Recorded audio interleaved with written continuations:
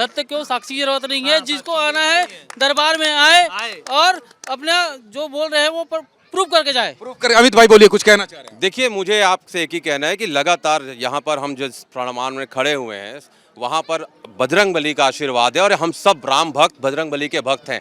और जो पप्पू भैया ने यहाँ पर बुलाया है, मैं आपको बता दूं, शास्त्री जी के अनंत भक्त है, लाखों लोग। एक मिनट, ये इसको राजनीति का अखाड़ा मत बनाइए। वंदना जी, माफी चाहता हूँ। नो, नहीं, यहाँ पर ये तमाम लोग हैं, नहीं, ये जो सारे लोग हैं यहाँ पर, नहीं, एक सेकंड, जनता जिंदाबाद को मैं राजनीति का अखाड़ा नहीं बनने दूंगा, मैं बिल्कुल नहीं बनने दूंगा। आप यहाँ पर कांग्रेस बीजेपी मत कीजिए, क्योंकि यहाँ पर जो लोग हैं इनकी भावनाएं आहत हो रही। आपको जो कहना था मैंने अपनी बात कहवा दी। नहीं, मैं आ रहा हूँ। नहीं, ऐसी कोई कांग्रेस बीजेपी नहीं, ये तमाम युवा हैं। नहीं, ये इनका कहना है कांग्रेस बीजेपी। हाँ, बोलिए क्या कहना चाहिए? हमारे धर्म में उंगली उठाने वाले का विरोध होगा, फिर वो किसी भी पार्टी का हो। अगर वो कांग्रेसी होगा तो भी विरोध होगा, बीजेपी का होगा तो भी विरोध होगा, क्योंकि हम हमारे धर्म के बारे में किसी से नहीं सुन सकेंगे। एक सेकंड, अगर हम हमारे धर्म के विरोधी में कोई कुछ बोल रहा है, अगर हम उनके बारे में सपोर्ट में बोल रहे हैं, तो इसका मतलब अगर आपको राजनीति लगता है तो है, हम धर्म की राजनीति कर रहे हैं। जय श्री राम। क्यों नहीं बोलिए।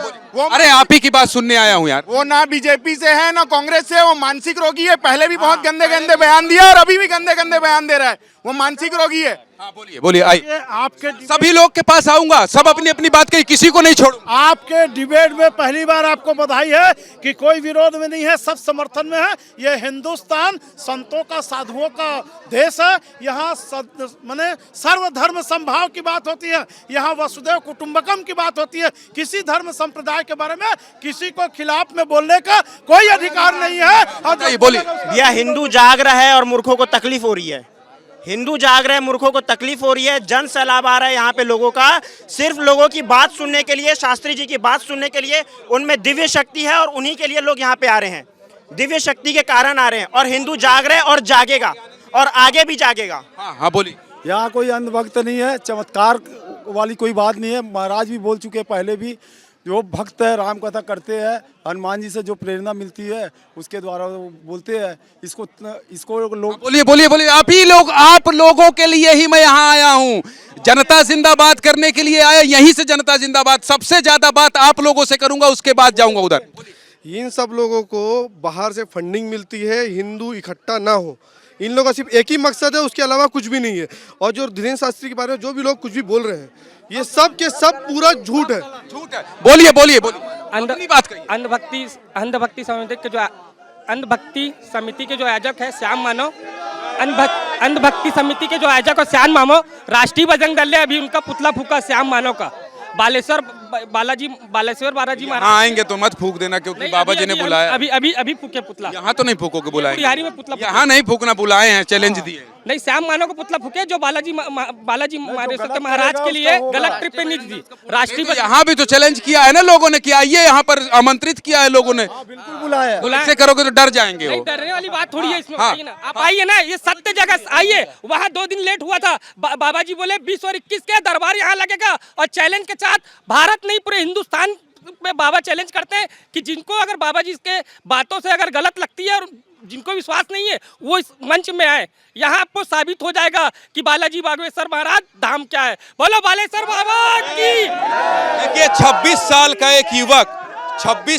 एक युवक जो कथावाचक बन गया और पूरे देश में सोशल मीडिया में लाखों करोड़ों उनके समर्थक बन गए।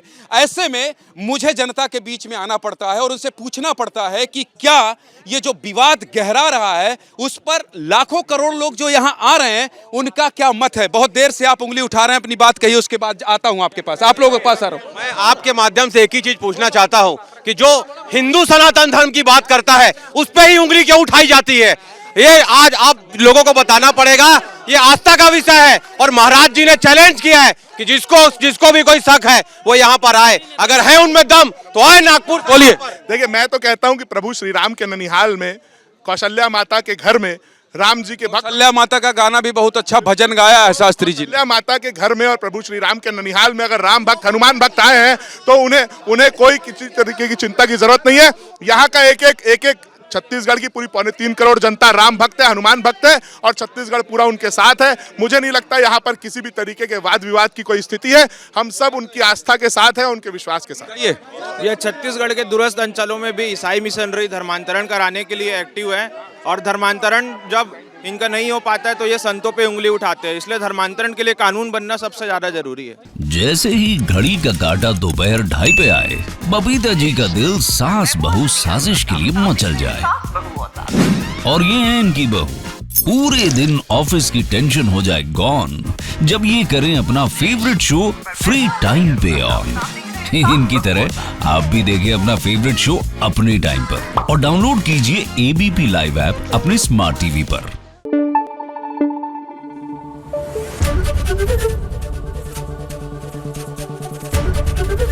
ABP न्यूज आपको रखे आगे।